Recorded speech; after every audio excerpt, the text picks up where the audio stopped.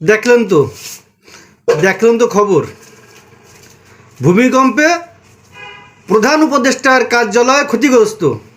আমি এতে বিস্মিত হইনি, আমি এতে আতঙ্কিত হইনি, আমি এতে লজ্জিত হয়েছি। কী কারণে লজ্জিত হয়েছি? তার কারণ আমরা জানি যে বাংলাদেশে প্রত্যেকটা সরকারি কাজে কন্ট্রাক্টর এবং ইঞ্জিনিয়ার মিলে যেভাবে ফাঁকিবাজি করে, যেভাবে চুরি করে, রাষ্ট্রীয় সম্পদ লুটে খায়, তাতে সরকারি ভবন যে ভূমিকম্পে আস্ত থাকবে এটা তো হতে পারে না, এটা যুক্তিতেই আসে না। কন্ট্রাক্টর যখন কাজ করে তখন ইঞ্জিনিয়ার তাকে কাজে ছাড় দিয়ে অর্থ আত্মসাৎ করে, আর কন্ট্রাক্টর নিজের থেকেও চুরিচামারি করে। এরপর স্থানীয় যেসব ওই যে নেশাখোর চাঁদাবাজ টাজ আছে, এদের চাঁদা দিতে হয়, এদেরকে চাঁদা দিতে হয়। গড়ে একটা কাজ সঠিকভাবে সম্পাদন করা সম্ভব হয় না। এই জন্য রাষ্ট্রীয় ভবনগুলোতে সিমেন্টের বদলে বালির পরিমাণ বেশি থাকে, পিওর ইটের বদলে 2 নম্বর ইট জোটে। যেখানে 16 মিলি রডের কাজ করতে হবে সেখানে রড যায় 12 মিলির। তারপরে রডগুলো ফাঁকা ফাঁকা বাঁধা হয়, যদি থাকে 1 ইঞ্চি, ওরা নিয়ে যায় 1.5 ইঞ্চি।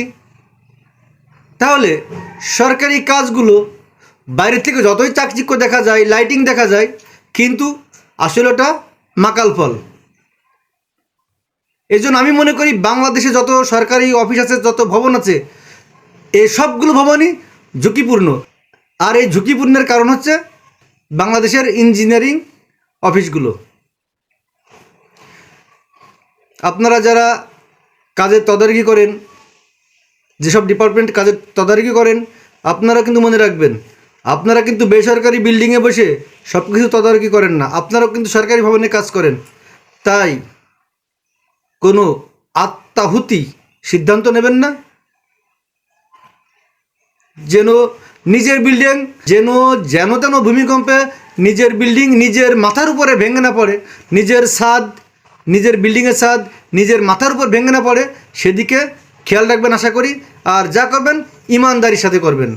সরকারি ভবনগুলো নির্মাণের সময় দুর্নীতির পাশাপাশি আরেকটি যে সমস্যা দেখা যায় সেটা হচ্ছে পানি দিয়ে যে ভবনগুলো কিউরিং করা হয়, এই কিউরিংটা ঠিকমতো করা হয় না।